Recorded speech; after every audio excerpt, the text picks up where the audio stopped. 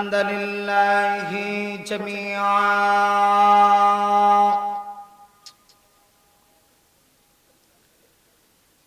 نحمده ونستعينه ونستغفره ونؤمن به ونتوكل عليه ونعوذ بالله من شرور أنفسنا ومن سيئات أعمالنا من يهده الله فلا مضل له ومن يضلله فلا هادي له ونشهد أن لا إله إلا الله وحده لا شريك له ونشهد أن سيدنا وسندنا وحبيبنا وشفيعنا ومولانا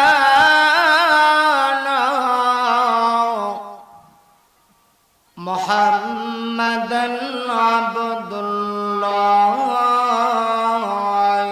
ورسوله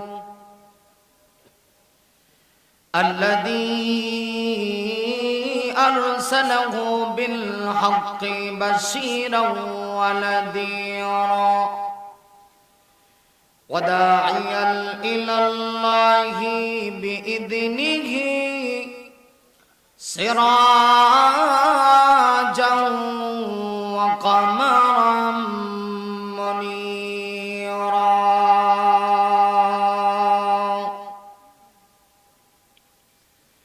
فقد قال الله تعالى في كلامه المجيد والفرقان الحميد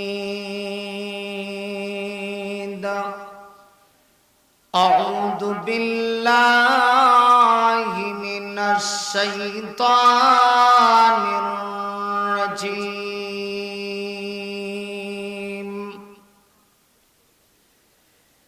بسم الله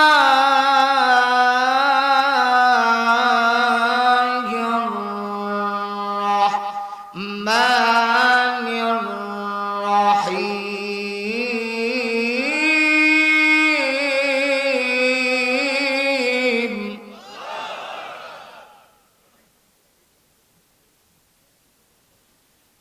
والضحى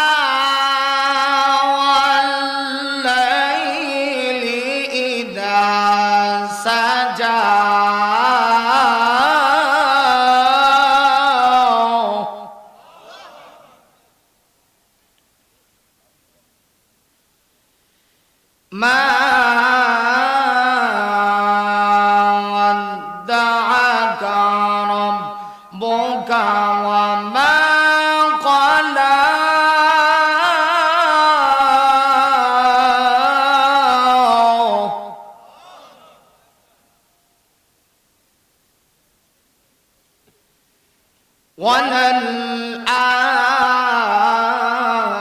وللآخرة خير لك من الأولى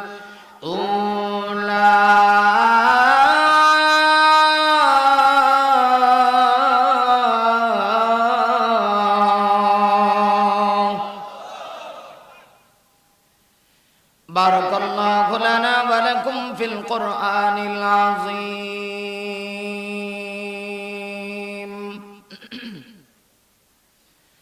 ونفعنا وإياكم بالآيات والذكر الحكيم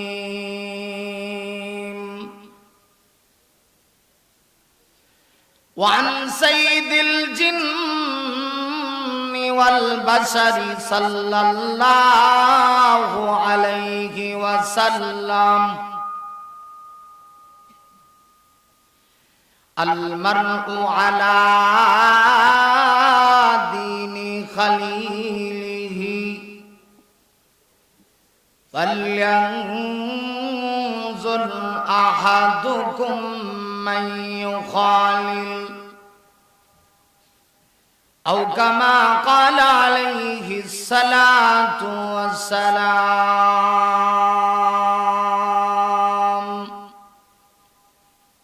اللهم صل على محمد وعلى آل محمد সবাই জবান ছেড়ে দিয়ে মহব্বতে অন্তরে অন্তঃস্থল থেকে নামাজে আমরা যে দরুদ পড়ি দরুদ ইব্রাহিমে আমরা সবাই পড়ে নিই কামা সাল্লাইতা আলা ইব্রাহিম ওয়া আলা আলি ইন্নাকা হামিদুম মাজিদ আল্লাহুম্মা বারিক আলা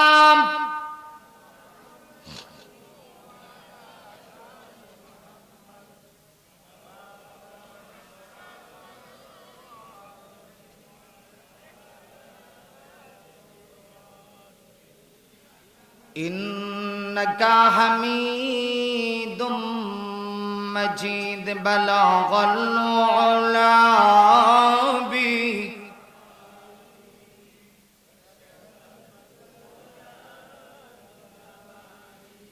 حسنت جميع خصاله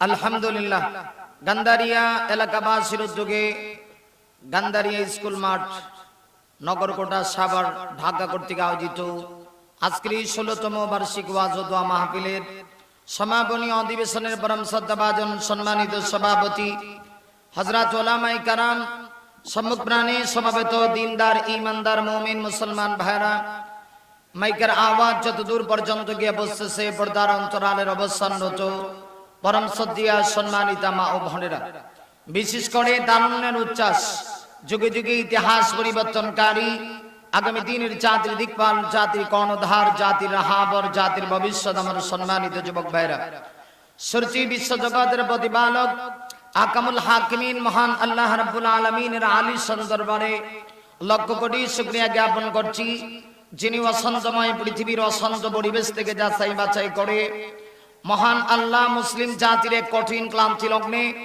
এমন এক সময় বর্তমান এই ফিতনার জামানা যখন মানুষ গুনাহের প্রতিযোগিতায় লিপ্ত কে কার চাইতে বেশি পরিমাণ গুনাহ করতে পারে মহান আল্লাহ ঠিক ওই সময়ে গুনাহের পরিবেশ থেকে মুক্ত করে আজকের এই আজিমুস শান পবিত্র ওয়াজ ও দোয়া মাহফিলে আপনার আমার মতো নালায়েক অযোগ্য বান্দাগুলিকে আসার বসার তৌফিক দান করেছেন আসুন এই জন্য সেই মহান রব্বুল আলামিনের আলিশান দরবারে অন্তরে অন্তঃস্থল থেকে আল্লাহর দেওয়া জবান দিয়ে আল্লাহর শিখানো ভাষায় আমরা কালিমাতুশ শুকর পেশ করি জবান ছেড়ে আওয়াজ করে বলছি আলহামদুলিল্লাহ আপনারা যেইভাবে আলহামদুলিল্লাহর আওয়াজ দিবেন এই আওয়াজে বোঝা গেছে যে আপনারা ওয়াজ শুনতে শুনতে ক্লান্ত কি বলেন আপনারা এরকম নাকি আর আসলে আমাদের দেশে সিস্টেম হইছে প্রধান বক্তা মানে ডাইল ভাত বুঝেন তো আপনাদের এই সাভার এলাকার ডাইল ভাত কি আগে দেয় নাকি কথা মনে হয় বুঝেন না নাকি তাহলে আমার সঙ্গে একটু কথা বলবেন কথা যদি বলেন তাহলে কিছু কথা বলতে পারবো আমি যেহেতু আপনাদের জন্য নতুন এই এলাকায় আমি আর কোনোদিন আসিনি এটাই আমার ফার্স্ট পদার্পণ আশা করি সবাই যদি আমার সঙ্গে একটু কথা বলেন তাহলে আল্লাহ রাব্বুল আলামিন চাইলে আমার জবান দিয়ে এমন কিছু কথা বলে দিতে পারেন যেই কথাগুলি আমার বলার ইচ্ছা ছিল না আল্লাহ এমন কথা বলানোর ক্ষমতা আছে কি এত আস্তে কেন জোরে বলতে হবে আছে কি আপনারা সেটাকে বিশ্বাস করেন যদি করেন আশা করি আপনারা সবাই একটু আমার সঙ্গে জবানটা খুলবেন আমি শুরুতেই আপনাদের কাছ থেকে জানতে চাই জবানের মালিক কে আরো আওয়াজ করে আর একটু আওয়াজ করে আসমানের মালিক জমিনের মালিক আপনার আমার মালিক গোটা পৃথিবীর মালিক ইহ জগৎ পরজগতের একচ্ছত্র ক্ষমতার অধিকারী কার যদি আল্লাহর হয়ে থাকে তাহলে আল্লাহর দেওয়া জবান দিয়ে আল্লাহর পবিত্রতা বর্ণনা করতে বান্দার কোনো লজ্জা হতে পারে না ঠিক কি না আমি বলছিলাম মাহফিলের সিস্টেম হলো প্রধান বক্তা মানে ডাইল ভাত। আপনারা কি বলেন, আপনাদের এলাকায় কি ডাইল ভাত নাকি? তাইলে অনেকেই হয়তোবা চলে গেছেন, রেস্টে আছেন নাকি, নাকি আবার চা পানি খায় একটু টেস্ট করতেছেন।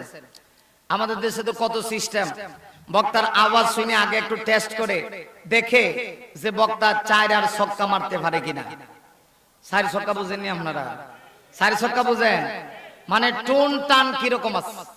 যদি টানটা ভালো হয় তাহলে কিছু লোক আসবে, আর টান ভালো না হইলে কইব না হইছে না। এই মন মানসিকতার নিয়ত নিয়ে যারা এসেছেন, আমি বলবো আপনাদের নিয়তকে ইসলাহ করেন।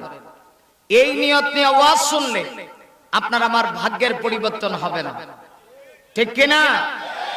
তবে আলহামদুলিল্লাহ এখানে যারা আছেন মোটামুটি মানুষ কম না। 3 ভাগের 2 ভাগ আছেন, আর 1 ভাগ হয়তোবা কারো জরুরত আছে, কেউ আবার অপেক্ষা করতেছেন আসবেন কিনা আসবেন কিনা। আমি বলবো অপেক্ষা করে কোনো লাভ নাই, হতে পারে এটা আমার জীবনের শেষ মাহফিল, ঠিক কিনা?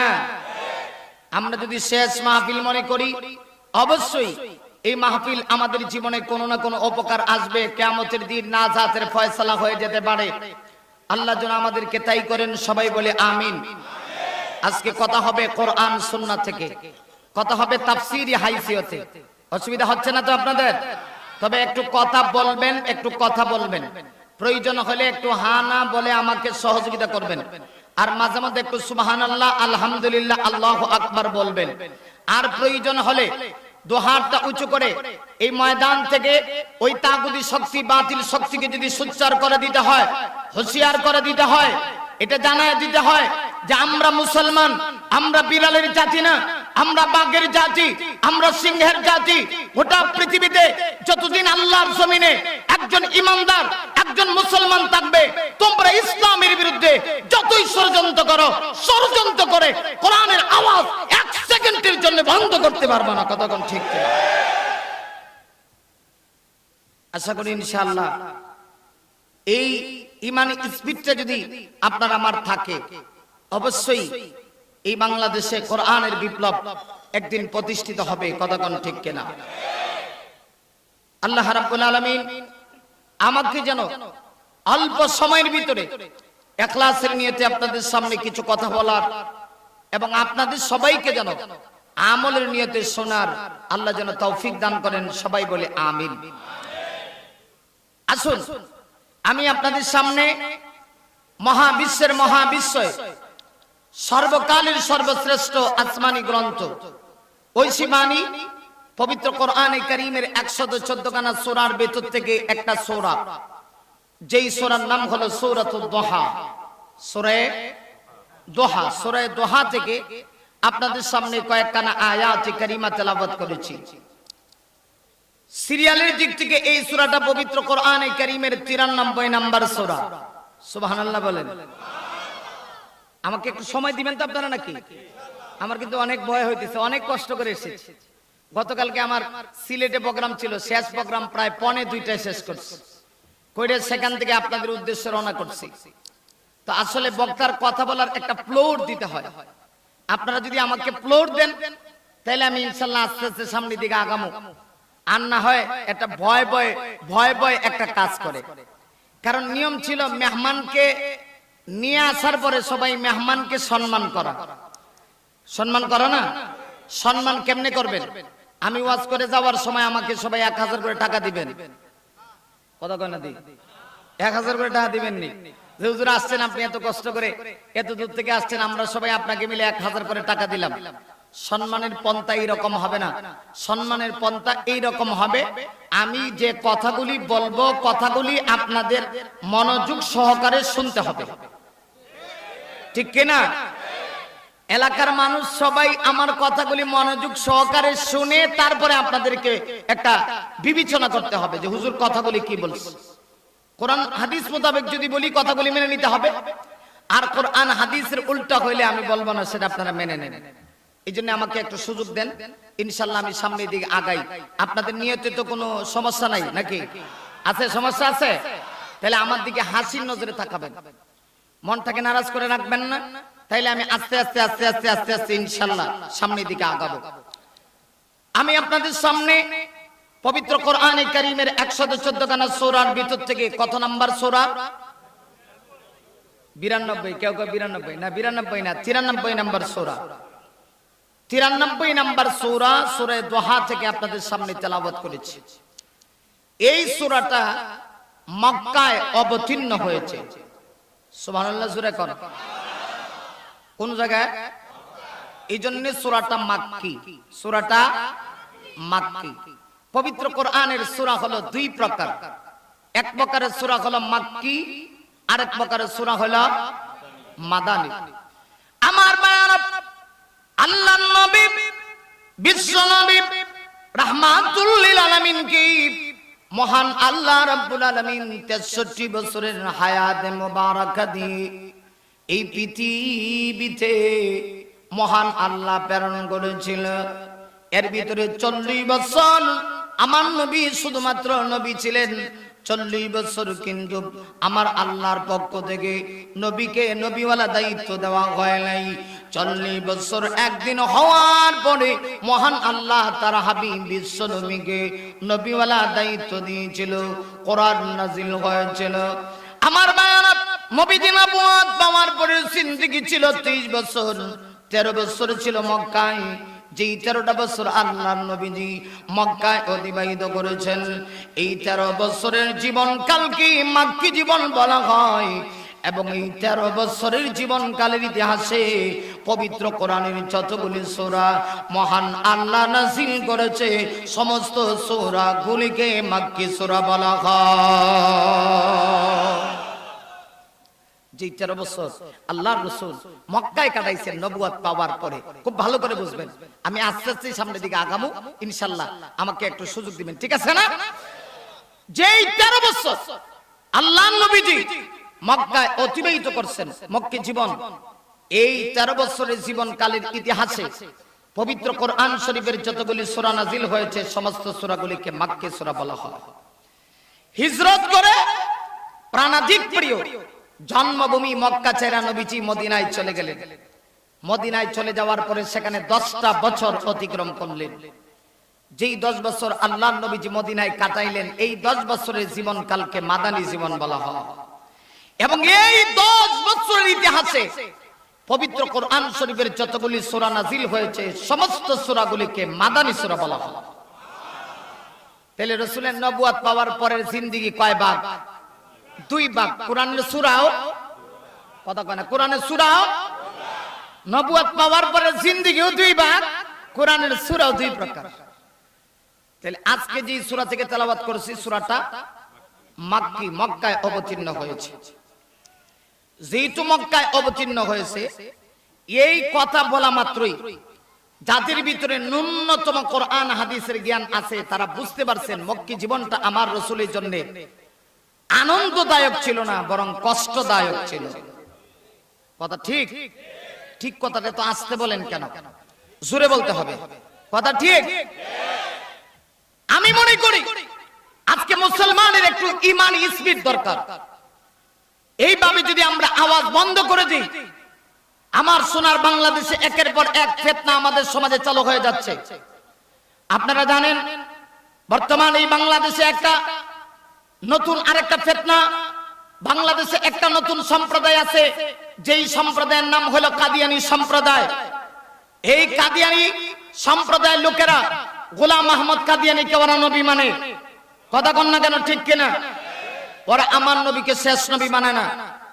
ওই সময় যদি আমরা মুসলমান দুর্বল হয়ে যাই, মুসলমানের ঈমান স্পিড যদি ওই সময় কমে যায়, তাহলে এই বাংলাদেশে কাদিয়ানীরা দিন দিন তাদের প্রভাব গোটা বাংলাদেশে বিস্তার করে ফেলবে। আর আমরা মুসলমান যদি ওই সময় গর্জন দিই, বলিষ্ঠ কণ্ঠে আওয়াজ দিয়ে জানিয়ে দিই এই দেশটা আলেম ওলামার দেশ। আগে একটু গরম হন না, জোরে বলেন, আরো জোরে। এই দেশটা আলেম ওলামার দেশ, এই দেশটা শাহজালালের দেশ, এই দেশটা শাহপরানের দেশ, এই দেশটা পীরটি আর হাফিজের দেশ, এই দেশটা শামসুল হক ফরিদপুরের দেশ, এই দেশটা বাংলার জিন্দা আমার নাস্তিক মুরতাদের জম আল্লামা শেখুল হাদিস ইবনে শেখুল হাদিস আল্লামা মামুনুল হক সাহেবের দেশ, কথা কোন ঠিক কিনা? এই দেশে কোন নাস্তিক মুরতাদ আর কাদিয়ানীরা ওরা ওদের পরিচয় দিবে ওরা মুসলমান, অথচ আমার নবীকে ওরা শেষ নবী মানবে না, এটা বাংলার জনগণ মানবে না। ওই সময় আওয়াজ দরকার, আওয়াজটা কমায়েন না। আমি আনুষঙ্গিক ভাবে কোনো কথা বলতে চাই না, শুধু আপনাদেরকে একটু জাগানোর জন্য এই কথাগুলি বললাম। আমার বোনের ভাইয়েরা, যেহেতু সূরাটা মক্কায় নাযিল হয়েছে, এতে আপনারা বুঝতে পারছেন মক্কি জীবনটা আমার রাসূলের জন্য আনন্দদায়ক ছিল না, বরং কষ্টদায়ক ছিল। একতরফা ভাবে আমার নবীজি মক্কি জীবনে নির্যাতনের শিকার হয়েছেন। শুধু নবীজি নির্যাতনের শিকার হয়েছিলেন তা নয়, নবীর সাহাবায়ে কেরাম, নবীর কাফেলা, নবীর আদর্শের প্রতীক যারা ছিল তারাও নির্যাতনের শিকার হয়েছে।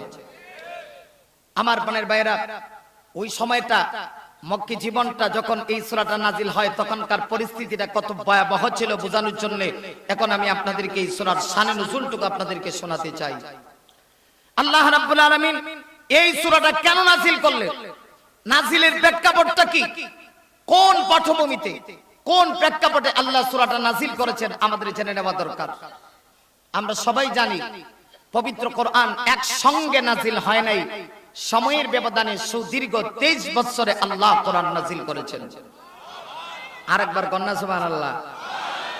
কত বছরে? এটা আমরা সবাই জানা আছে তো। অন্যান্য আসমানি গ্রন্থ কিন্তু একসঙ্গে নাজিল হয়েছে। তাওরাত একসঙ্গে নাজিল হয়েছে, জাবুর একসঙ্গে নাজিল হয়েছে, ইনজিল একসঙ্গে নাজিল হয়েছে, কিন্তু কোরআন একসঙ্গে নাজিল হয় নাই। সময়ের ব্যবধানে সুদীর্ঘ 23 বছরে আস্তে আস্তে করে কখনো এক সূরা, কখনো 4 আয়াত, কখনো 5 আয়াত, কখনো 2 আয়াত, কখনো 1 আয়াত, কখনো একটা ঘটনাকে কেন্দ্র করে একটা রূপু, এইভাবে করে মহান আল্লাহ প্রায় 23 বছরে পবিত্র কোরআন নাজিল করেছেন। তো এবার খেয়াল করেন, কোরআন যখন সূচনা লগ্নে নাজিল হইতে শুরু হইল, নবীজির উপরে সবেমাত্র কোরআন নাজিল হচ্ছে, কিছুদিন কোরআন নাজিল হয়েছে, কিছুদিন কোরআন নাজিল হয়েছে, সূরা আলাকের কয়েকখানা আয়াত নাজিল হয়ে গেল। ইকরা বিসমি রাব্বিকাল্লাযী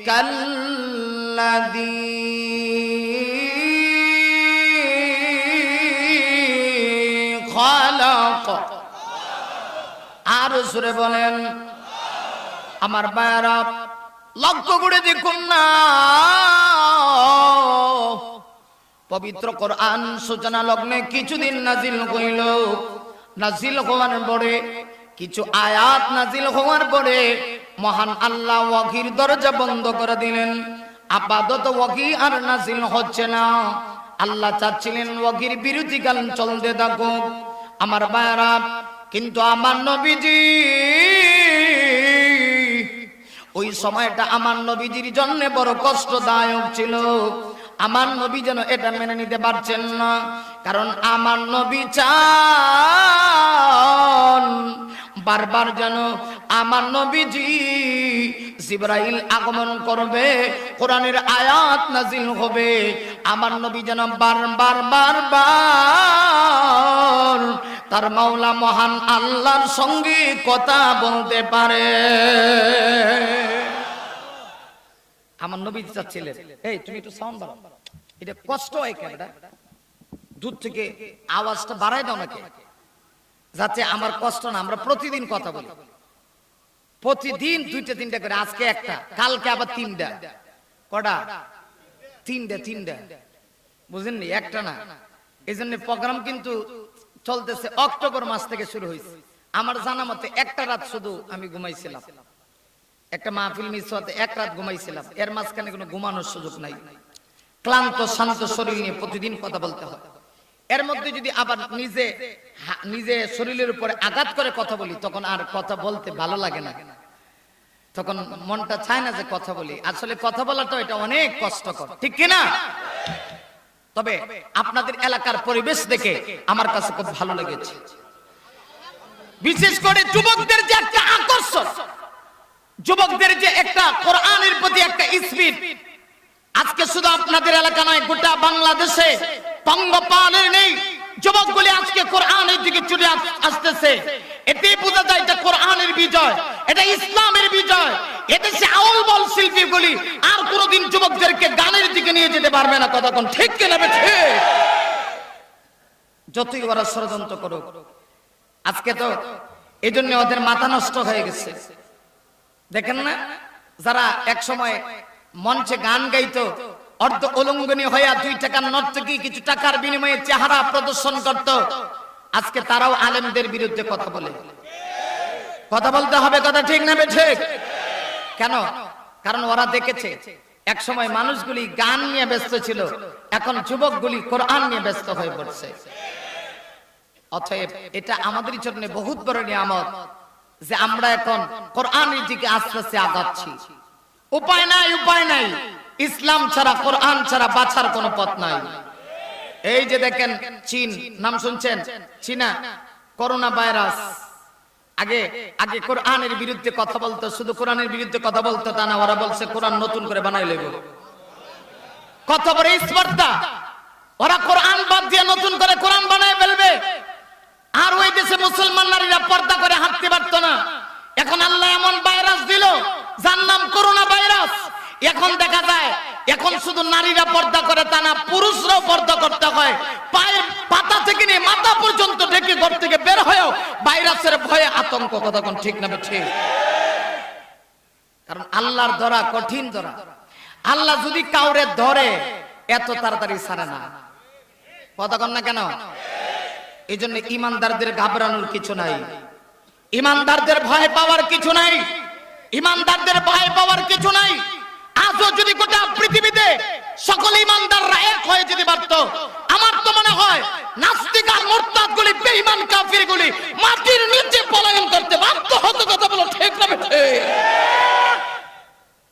কিন্তু আজকে আমাদের মুসলমানের ঈমানি দুর্বলতার কারণে আল্লাহ আমাদেরকে একটু পরীক্ষা করে, একটু টেস্ট করে, মাঝে মাঝে একটু টেস্ট করে যে দেখি, একটু টেস্ট করে দেখি মুসলমানের অবস্থা কি। আমার বানের ভাইরা, আসুন যেই কথা আপনাদের সামনে বলতেছিলাম, পবিত্র কোরআন সূচনা লগ্নে কিছুদিন নাজিল হইলে ওয়াহির দরজা বন্ধ করে দিলেন। আল্লাহ ওয়াহির বিরতিকাল দিচ্ছিলেন। কিন্তু আমার নবীজির কাছে এটা বড় কষ্টদায়ক ছিল, কারণ নবী চাচ্ছিলেন যে কোরআন নাজিল হোক, জিবরাইল আগমন করুক, আর আমার আল্লাহর সঙ্গে আমার কথা চলতে থাকুক। সুবহানাল্লাহ বলতে ইচ্ছা করলো না, আল্লাহর সঙ্গে কথা চলতে থাকুক। আর যে যাকে ভালোবাসে দেখবেন তার সঙ্গে সারা রাত কথা কয়াও মনের জ্বালা মিটে না। এই কথা কন না, গেলাম বুঝি না আপনারা কথা কন, কথা ঠিক নেই। যুবকেরা তোমরা একটু বেশি আওয়াজ দিবা, কারণ আমি বুড়িয়া। কথা কন, আমি বুড়িয়া। আমি আসলে বুঝতেছি না যে আজকে কেমনে ওয়াজ করব। তবে আপনারা যাই কোন আর না কোন 3 ঘন্টার আগে ছাড়তাম না। রাজি আছেন নি? হ্যাঁ, সারা রাত কেডা কেডা সারা রাত হাত উড়ান তো দেখি। লিল্লাহ তাকবীর। কোরআন হাদিস জানলে, আলেম ওলামা জানলে, পীর মাশায়েখ জানলে, বন্ড পীর জানলে। বুঝে কইছেন তো? বুঝে কইছেন? আল্লাহ আপনাদেরকে কবুল করুক। সবাই বলে আমিন, আরো জোরে আমিন। আমার বোনের ভাইরা, আসুন বলছিলাম যে যাকে ভালোবাসে তার সঙ্গে যত কথা বলে মনের জ্বালা যেন কমে না, আরো বারে বারে বারে। কথা কন না? হাবিবুল্লাহ, আমার নবী তো আল্লাহর দোস্ত। আল্লাহর সঙ্গে কথা বলা তিনি কত পছন্দ করতেন। আল্লাহর নবী চাচ্ছিলেন যে জিবরাইল আগমন করুক, বারবার কোরআনের সূরা নাজিল হোক, আয়াত নাজিল হোক। কিন্তু দেখবেন দুনিয়ার সিস্টেম হলো, মানুষ যখন কোনো কষ্টদায়ক কাজ করে তখন তাকে একটু বিরতি নিতে হয়, তাকে রেস্টে থাকতে হয়। আপনাদের এলাকায় সরকারি চাকরিজীবী নাই? আমার সঙ্গে যত কথা কইবেন দেখবেন ওগুলো বাড়ি আইতেছে। আর কথা কইতেন না, ভিতরে থেকে যাবো। এজন্য আমার সঙ্গে একটু কথা কইেন। আপনাদের এলাকায় সরকারি চাকরিজীবী নাই? আসেনি? ওনারা কি সপ্তাহে 7 দিনই ডিউটি করে? না, 5 দিন ডিউটি করে, 2 দিন কি একটা পাওয়ার আছে না? কথা কয় না, পাওয়ার নাই। কোরআনের একটা কথা কি আমার নবী নিজে বানায় নিছেন নাকি? না মহান আল্লাহর পক্ষ থেকে নাজিল করা হয়েছে? মহান আল্লাহর পক্ষ থেকে নাজিল করা হয়েছে। আল্লাহ নিজে নিজে নিজে মহান আল্লাহ পবিত্র কোরআনে বলেন, ওয়ামা ইয়ানতিকু আনিল হাওয়া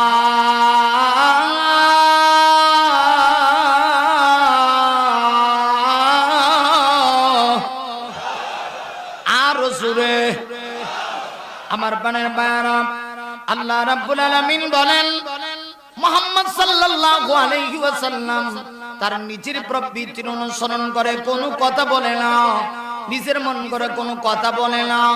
মুহাম্মদ নিজের বানানো কোনো কথা বলে না। ইন হুয়া ইল্লা ওয়াহয়ুন ইউহা, যতক্ষণ না মুহাম্মাদের কাছে ওয়াহী না আসে, জিবরাইল না আসে, জিবরাইল ওয়াহী নিয়ে আসে, এরপরে আমার নবী কথা বলে। এতে বোঝা যায় কোরআনের কোন একটা আয়াত আমার নবীর বানানো না। আমার ভাইরা, বিশ্ব নবীজি চাচ্ছিলেন কেন ওয়াহীর দরজা বন্ধ হবে, আমার নবী এটা বরদাস্ত করতে পারেন না। নবীজি অপেক্ষার প্রহর গুনেন, আকাশের দিকে তাকায় তাকায় আমার নবী দুইটা চোখ দিয়া আকাশের দিকে তাকায় তাকায় আমার আল্লাহর জন্য অপেক্ষা করে।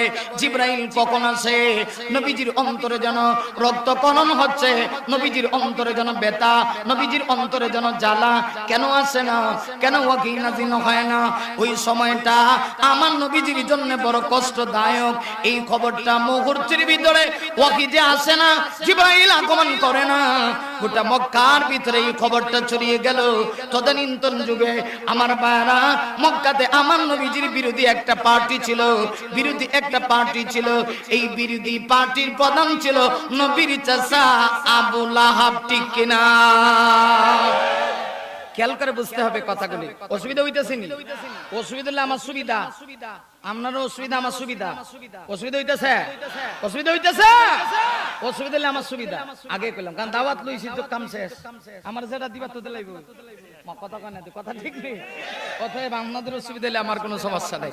তবে আমার দিলে অনেক আশা, এলাকায় আসছি নতুন, আর এটা উলামায়ে কেরামের এলাকা। এখানে আইসে আমার দিল ঠান্ডা হয়ে গেছে। আল্লাহ গো আল্লাহ, এই এলাকা হক্কানি উলামায়ে কেরামের মার্কাজ বানায়া দাও। আরো জোরে বলি আমিন। কারণ উলামায়ে কেরাম যেখানে শয়তান নাই সেখানে, অতএব আমরা উলামায়ে কেরামদেরকে শ্রদ্ধা করা শিখতে হবে, ঠিক কিনা? উলামায়ে কেরামকে ভালোবাসতে হবে। এটা আপনাদের এলাকার জন্য অহংকার যে আমি শুনেছি এই এলাকায় নাকি অনেক আলেমের জন্ম হয়েছে, অনেক হাফেজের জন্ম হয়েছে। অতএব এই মাটি পবিত্র মাটি, এই জমিন পবিত্র জমিন, এই জমিনে যারা সাইত এরা ধন্য। কথা কোন ঠিক কিনা? সাজ্ঞা আমার পানের বাইরের সামনে এমনি আজ্ঞা। কথা কোন ঠিক কিনা? কোন কথা বলছিলাম? আমার নবীজি অপেক্ষা করেন। এই দিক দিয়ে নবীজি কষ্ট পায়, অন্তরে রক্তকরণ হচ্ছে। নবীজি সময়টা বড় কষ্টের মধ্যে পার করছিলেন।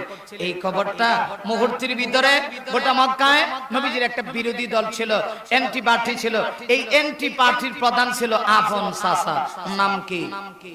আরো আসতে কয় যে দেখবেন চাচা যদি বাতিজার বিরুদ্ধে লেগে যায়, বাতিজার তখন আর কষ্টের সীমা থাকে না। কথা কন না কেন? তখন বাতিজা কয়, আহারে আমার চাচা পর্যন্ত আমার বিরুদ্ধে লেগে গেছে। পরিস্থিতিটা কেমন হয়েছিল চিন্তা করে দেখেন। নবীজি হক কথা বলেন, চাচা বিরুদ্ধে চলে গেছে। আজকেও গোটা পৃথিবীতে স্পষ্ট ভাষায় বলছি, মুসলমান জঙ্গিবাদী আর সন্ত্রাসী নয়। ঠিক আসতে কোনকে জুরে পিছনের ভাইরা বলিষ্ঠ আওয়াজে বলতে হবে, কথা ঠিক নেবে ঠিক। গোটা পৃথিবীতে মুসলমান জঙ্গিবাদী না, মুসলমান উগ্রবাদী না, মুসলমান শান্তিপ্রিয় জাতি, মুসলমান শান্তির মিশন পৃথিবীতে বাস্তবায়ন করতে চায়।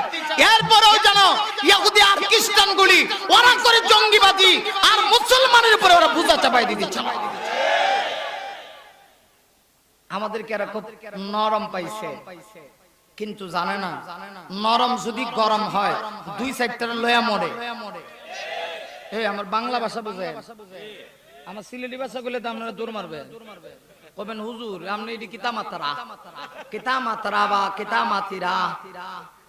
মাঝে মাঝে কিছু কইতাম নি সিলেটি ভাষা। এই এত লোক গেছেন, এটি আইসে কেমনে মাহফিলটা আবার বলেছি। আল্লাহ কবুল করো। আর জোরে আমার ভিতরে একটু শাহজালালি ফেরানো আছে, আমি শাহজালাল দেশের লোক তো, কথা কন না কেন? শাহজালাল ইমানি হুঙ্কারের দাম ছিল না। ছুটিয়াই শাহ জালালের নির্ভীক সৈনিকেরা খতম গুরু গোবিন্দ রই চল চামুন্ডা গোলা। ছুটিয়াই শাহ জালালের নির্ভীক সৈনিকেরা খতম গুরু গোবিন্দ রই চল চামুন্ডা গোলা। ওলিদের ভূমিতে বিপ্লবেরই মশাল জ্বালা, ওলিদের ভূমিতে বিপ্লবেরই মশাল জ্বালা। ছুটিয়াই শাহ জালালের নির্ভীক সৈনিকেরা খতম গুরু গোবিন্দ রই চল চামুন্ডা গোলা। ঠিক না ঠিক? শাহ জালালের বিদ্যাপীঠে আসে যারা বাগু মাসাতে তাকবীর ধ্বনি দি ওদের পিঠে আগুন জ্বালা। ছুটিয়াই শাহ জালালের নির্ভীক সৈনিকেরা খতম গুরু গোবিন্দ রই চল চামুন্ডা গোলা। মারহাবা কান। অতএব আমরা শাহজালালের উত্তরসূরি, আমরা বাতিলকে ভয় পেতে পারি না, ঠিক কিনা? আর সবাই তো ঠান্ডা হইলে চলতো না, কিছু গরম দরকার। যেরকম নরম দরকার, গরমেরও দরকার আছে। ইসলামের জন্য যেমন আবু বকরের দরকার, ওমরেরও দরকার দরকার দরকার। আর না হয় বাতিলের মোকাবেলায় আমরা ঈমান নিয়ে বাঁচতে পারবো না। আসুন, আমি সেদিকে যাচ্ছি না, যে কথা বলছিলাম। রাসূলের উপরে কোরআন নাজিল করা আপাতত আল্লাহ বন্ধ দিলেন। আল্লাহ কিন্তু তার নবীর উপরে নারাজ হন নাই। আল্লাহ চাচ্ছিলেন যে একটু বিরতিকাল চলুক। খবরটা চলে গেছে নবী দুশমন, বিরোধী পার্টির প্রধান নেতা মন্ত্রী আবু লাহাবের কাছে। আবু লাহাব যেমন তেমন, আবু লাহাবের স্ত্রী এর চাইতেও আরো হাট। বাতাস দেন না, বাতাস দিলে আমার ইমান স্পিড কমে যাবে। বাতাস দিন না, এটার বাইরেতে দিন। অসুবিধা হইতেছে নাকি? তা আল্লাহ জানে। কইও কথা কন না দিয়ে অসুবিধা হইতেছে। দেখবেন পুরুষের চক্রান্তের চাইতে কিন্তু নারীদের চক্রান্ত আরো কঠিন। কেউ যদি একবার নারীর চক্রান্তের শিকার যদি কেউ হইতারে, এর অন্তত পক্ষে লাল ঘরের ফানি না খাওয়াই সাথে না, ঠিক নেই? আবু লাহাব নবীর বিরোধিতা যেই পরিমাণ না করতো, এর চাইতে বেশি করতো আবু লাহাবের স্ত্রী নবীর চাচী উম্মে জামিল। যখন খালি খবর পাইছে নবীর উপরে ওয়াহী নাজিল বন্ধ হয়ে গেছে, এরা হাতের তালি দেখো এখনই মুহাম্মদের লয়া টিটকারি করার সুযোগ যায়। চিন্তা করে দেখে, আল্লাহ নবীর লয়া যে টিটকারি করার সুযোগ যায়। আবু লাহাব আয়েশা কয়, মুহাম্মদ শুনছি আপনার আল্লাহ নাকি এখন আর আপনাকে ভালোবাসে না। না কয়েন না, নাউজুবিল্লাহ কয়েন না, কয়েন না, জোরে বলেন নাউজুবিল্লাহ। ইন্না মুহাম্মাদান কাদ খালা, আপনার আল্লাহ নাকি আপনাকে ছেড়ে দিয়েছে, আপনার আল্লাহ নাকি এখন আর আপনাকে ভালোবাসে না। নবীজি দুইটা নয়ন দিয়ে, দুইটা চোখ দিয়ে অঝর নয়নে আল্লাহ রাসূলের অস্ত্র পড়তে আরম্ভ হয়ে গেল। নবীজি হাউমাউ করে কান্না শুরু করে দিলেন। আবু লাহাব নিয়ে কথা কয়ে গেছে, এমনি কদ্দুর ফরাইছে আবু লাহাবের স্ত্রী উম্মে জামিল। হ্যাঁ আর হাট মারাত্মক কথা। মুহাম্মদ শুনছি আপনার কাছে যে একটা শয়তান আইতো। চিন্তা করছেন নি শয়তান কারে কয়? জিবরাইল কয়, কারণ ওহী নিয়ে আসতো কোন ফেরেশতা? আপনারা কি বলেন জিবরাইল আলাইহিস সালাতু ওয়াস সালামের দাম কম না বেশি? আল্লাহ কোরআনে বলেন, নাযালা বিহির রূহুল আমিন।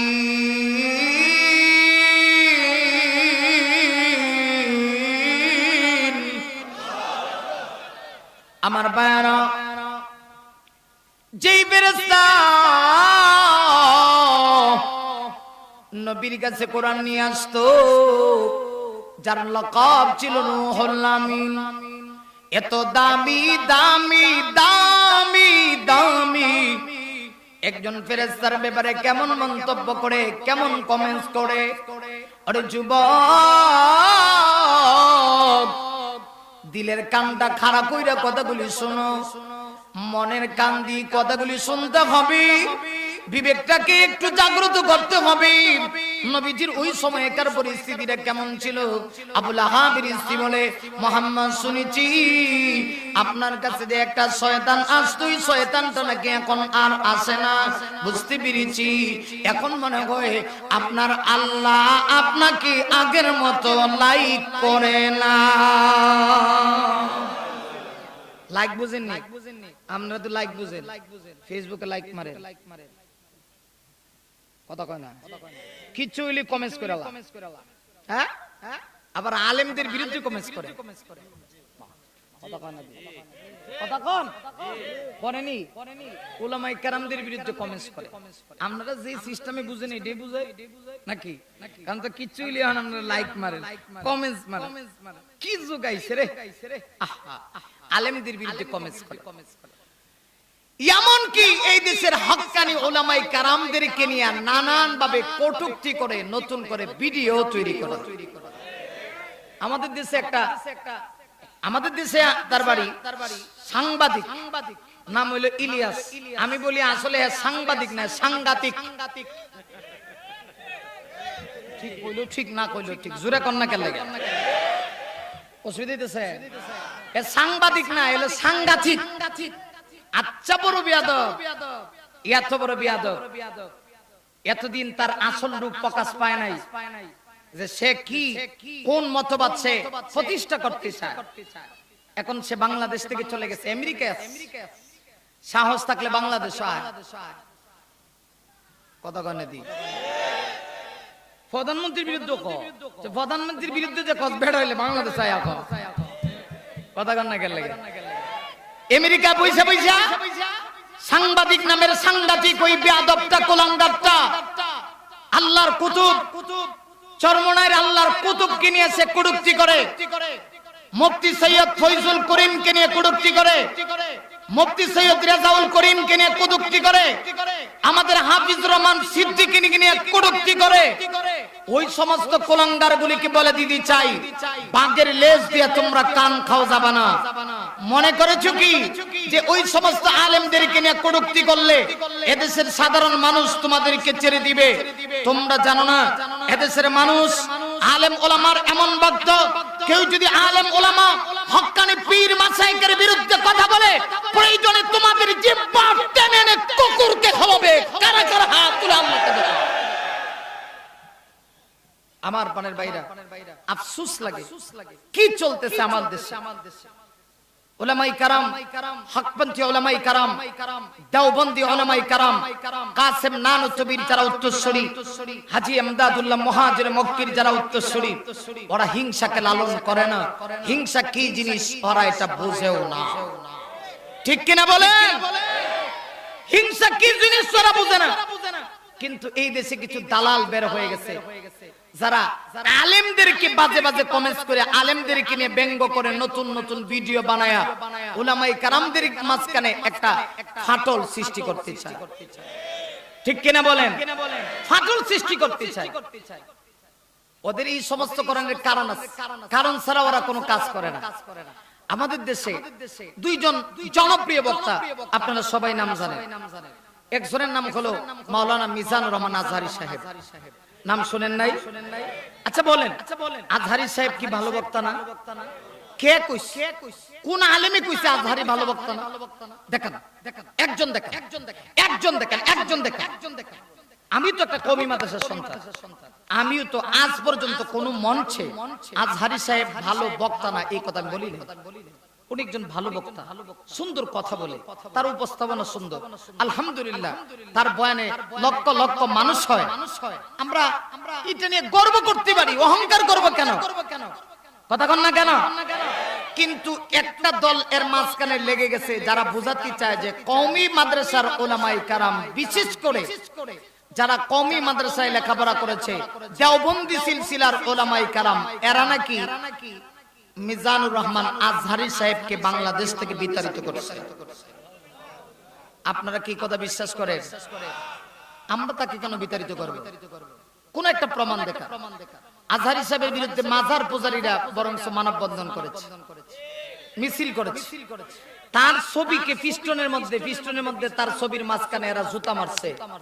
তখন এই দেশের উলামায়ে কেরাম, আমি ছোট মানুষ, আমি তো বাংলাদেশের যত হুজুর আছে আমি সবার মাঝে ছোট, আমিও প্রতিবাদ করেছি। কারণ তোমরা তো ওনার পিস্টনের ছবির মধ্যে দাড়ির মধ্যে জুতা মারছো। আসলে আজহারি সাহেবের দাড়িতে মারো না, এটা আমার নবীর দাড়িকে নিয়ে তোমরা ব্যঙ্গ করেছো, বেয়াদবি করেছো, কতক্ষণ ঠিক। কিন্তু আজকে দেখা যাচ্ছে দুইটা গ্রুপিং সৃষ্টি করার জন্য আমাদের কওমি মাদ্রাসার উজ্জ্বল নক্ষত্র খতিবুল উম্মাহ হযরত মাওলানা হাফিজুর রহমান সিদ্দিক কুয়াকাটার হুজুর দামাত বারাকাতুহু, আল্লাহ পাক রব্বুল আলামিন তাকেও অনেক বড় নিয়ামত দান করেছেন। সুললিত একটা কণ্ঠ আল্লাহ পাক দিয়েছে, যার কণ্ঠ বাংলাদেশের প্রত্যেকটা এলাকায় প্রতিদিন বেজে ওঠে, যার কণ্ঠের আওয়াজ শুনে এদেশে হাজারো প্রমাণ আছে একজন দাড়িবিহীন লোক হাফিজুর রহমান সিদ্দিক সাহেবের বয়ান শুনে মুখের মধ্যে দাড়ি রাখছে।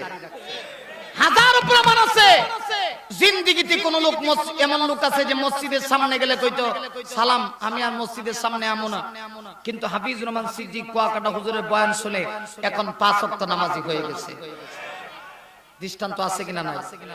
আমরা কাউকে ছোট আর বড় করতে চাই না, যারাই উলামায়ে কেরাম সবাইকে আমরা শ্রদ্ধা করি, কারণ বর্তমান এই বিশ্বের প্রেক্ষাপট বড় কঠিন। এখন আর দাড়ি নিয়ে টুপি নিয়ে মারামারি করার টাইম নাই, কারণ বেঈমান কাফেররা যখন মুসলমানদেরকে মারে তখন ওরা বলে না যে এ যে মুসলমান এ কি ওয়াহাবি না সুন্নি। কথা কন না কেন? এই কথা কিন্তু জিজ্ঞাসা করে না যে এই যে মুসলমানে ওয়াহাবি না সুন্নি। আমরা তো সব ওয়াহাবি সুন্নি হলো একটা মাইর আছে না, কথা কন না, আছে না? আপনাদের সাভারে নাই, আমাদের সিলেটে আছে। কয় আপনি কোন দল, দলিন না জল্লিন? বুঝেননি? আমারা আপনি কোন দল, আপনি দলিন না জল্লিনের ফাটি, আপনি খারায়া না বইয়া? কি অবস্থা আমার দেশে, চিন্তা করে দেখেন। খারাওয়া আর বুয়া এইটা লয়ে ফাটি গেছে। এখন চিন্তা করে দেখেন, এই বিশ্বময় কঠিন পরিস্থিতিতে আমরা আর ফাটল আমাদের মধ্যে ধরাতে চাই না। আল্লাহর কসম করে বলি, যারা ওই একটা ইস্যুকে কেন্দ্র করে আজহারি সাহেব দেশ থেকে চলে গেলেন, আমি মনে করি এটা তোমাদের অতি উৎসাহিতের কারণে, তোমাদের অন্ধভক্তির কারণে, তোমাদের এই ইউটিউবের মধ্যে বেশি প্রচার প্রসারণের কারণেই আজহারি সাহেবের আজকে দেশ থেকে যাওয়া মনে হয় ফয়সালা হয়েছে। কথা কোন ঠিক কিনা? তোমরাই কাজ করছো, তোমরাই বেশি বেশি প্রচার প্রসার করছো। আর এখন দুঃসাবা উলামায়ে কেরামদের উপরে দুঃসাবায় দিয়া আলেমদের মধ্যে ফাটল সৃষ্টি করতে চাও। এদেশে তোমাদের মোড়ক উন্মোচন হয়ে গেছে। এখন বাংলার জনগণ জানে এইগুলির মাধ্যমে তোমরা ইউটিউবে ভিডিও ভাইরাল করতে পারো, ভিউয়ার বানায়া ভিউয়ার্স করে লক্ষ লক্ষ টাকা ডলার টাকার ইনকাম করে তোমরা ফুলে কলা গাছ হয়ে যেতে পারো। কিন্তু এই দেশে আর মানুষের মাঝখানে তোমরা ফাটল সৃষ্টি করার সুযোগ পাবা না। কথা বলেন ঠিক কিনা? ওইজন্য আমি বলবো হুঁশিয়ার থাকতে হবে। আমি মোবাইল যখন চালাবো কোন আলেমের বিরুদ্ধে আমরা কমেন্টস করব না, ঠিক আছে? ইনশাআল্লাহ কোন আলেমের বিরুদ্ধে করব না। আরে আলেমের ভুল হইলে আরেকজন আলেমের ধরে দিবে, এটা কি অপরাধ নাকি? আমি যদি এখানে ভুল করি, এখানে উলামায়ে কেরাম আছে, ওনারা যদি বলেন যে হুজুর আপনি ভুল করছেন, আমি অবশ্যই সাথে সাথে বলবো ঠিক আছে আমার ভুল হয়ে গেছে, আমি ভুলটা শুধরায় নিতে চাই। একজন আলেম আরেকজন আলেমকে ভুল ধরলে এটা অপরাধ হয় না। আজহারি সাহেবের কয়েকটা ফতোয়া নিয়ে মাসআলাগত জটিলতা আছে, যে কারণে উলামায়ে কেরাম মতানব্য করেছেন, কিন্তু ওনাকে টার্গেট করে ওনার বিরুদ্ধে কেউ কোনো আন্দোলন করেন নাই। কারণ আমরা চাই না যে এই দেশে কোরআনের আওয়াজ বন্ধ হোক, আমরা চাই কোরআনের আওয়াজ চালু থাকুক। কথা কোন ঠিক কিনা বেঠিক? আসুন, আমি আর সেদিকে যাচ্ছি না, কোথা থেকে যেন কোথায় চলে গিয়েছিলাম। তাই বলছিলাম আমরাও কিছু লোক আছে খারাপ কমেন্টস করি। ওই যে লক্ষ্য করে দেখেন আবুল আহাব আল্লাহর নবীকে নিয়ে খারাপ কমেন্টস করলো, আবুল আহাবের স্ত্রী উম্মে জামিলা ইসাও আমার নবীকে নিয়ে খারাপ কমেন্টস করে। শুধু নবীকে তা না, নবীর কাছে যে ফেরেশতা কোরআন নিয়ে আসে, কোরআন যার মাধ্যমে আল্লাহ পাক নাজিল করে, জিবরাইল ফেরেশতাকে নিয়েও কমেন্টস করে খারাপ কমেন্টস। কি বলে? মুহাম্মদ আপনার কাছে যে শয়তানটা আইতো এটা যে এখন আয় না, বুঝছি আপনার আল্লাহ মনে হয় এখন আর আপনাকে ভালোবাসে না। নবীজি তখন হাউমাউ করে কান্নায় ভেঙে বললেন, সাথে সাথে আল্লাহ পাক রব্বুল আলামিনের কুদরতি জরিয়ায় জুস মারছে। মহান আল্লাহ জিবরাইলকে পাঠায় বলেন, ও জিবরাইল যাও এই মুহূর্তে আমার নবীর সামনে গিয়া সূরা দোহাটা তেলাওয়াত করে শোনায় দাও। আরো জোরে কন্যা। কেউ উঠা বসা করবেন না, একজন উঠলে কিন্তু শয়তান আছে, আপনার কারণে 10 জন যাইব। 10 জন গেলে আপনার ভাগে গুনাহ যেই পরিমাণ হবে আপনি একা সেটা গ্রহণ করতে হবে। আমরা গুনাহ নিয়ে বাড়ি যেতে চাই, কথা বলেন চাই? হ্যাঁ, প্রস্রাব যদি করতে হয় সিস্টেম আছে, মাহফিলের মাঝখানে এটা দেখাইবেন, কথা কয় না, কোনটা দেখাইবেন, কোনটা এটা এটা কেন লাগে, এটা কোরআনের ক্লাস, কোরআনের ক্লাস। এই মুহূর্তে আপনারা মানেন আর না মানেন, আমি আপনাকে উস্তাদ, কথা কয় না কেন লাগে, এখন উস্তাদ। ওনাদের পায়ের নিচে দুলা সুমতুল্লাহ আমি না, আমি নিজেকে এত বড় বুজুর্গ এত বড় আলেম মনে করি না। আল্লাহ শুধু কবুল করছেন, আল্লাহ কবুল না করলে তুই মঞ্চে বসতে পারতাম না, প্রতিদিন কথা বলতে পারতাম না। এটা আমার কোনো লাভ ফাকরা আলাই, কোনো অহংকার না, এটা আল্লাহর নিয়ামত, এজন্য আমি শুকরিয়া আদায় করি। কিন্তু এই মুহূর্তে যতক্ষণ আমি কথা বলবো, আমি উস্তাদ আপনারা ছাত্র, অতএব ক্লাস চলতেছে। আমরা যখন ক্লাসে লেখাপড়া করতাম প্রস্রাবে ধরলে হুজুর এটা দেখাইতাম। আজ যদি হেডে ধরে কোনটা দেখাবেন, আর যদি এইটা ধরে কতক্ষণ এইটা ধরে না, আপনারা আল্লাহ লয়ে গেছেন কেন? আপনাদের ভিতরে নাই এরকম হাজার লোক আছে, হুজুর এই বাথরুমে গিয়াও যদি ক্লিয়ার করন লাগে তাহলে সুকটান মারা লাগে, কতক্ষণ ঠিক কিনা? ঠিক কিনা? বাঙালি আজকে দেখেন, আহারে বাঙালি চায়ের মজা, চায়ের স্বাদ না বুঝলেও সিগারেটের মজা ঠিকই বুঝছে, বুঝে নাই? এত বুঝছে, কথায় কথাটা নেই। আমি যাইতাম গাহি দিকে, এরপরে কয়ালাই নাকি অসুবিধা হইতেছে। দেখেন চায়ের দোকানে গেছে, যাওয়ার পরে একজনের চা খায়া কাপটা রেখে গেছে, কাপ রেখে গেছে তার মুসলমান ভাই, যিনি দোকানদার চাওয়ালা, তিনি চিন্তা করলেন যে এই কাপটাতে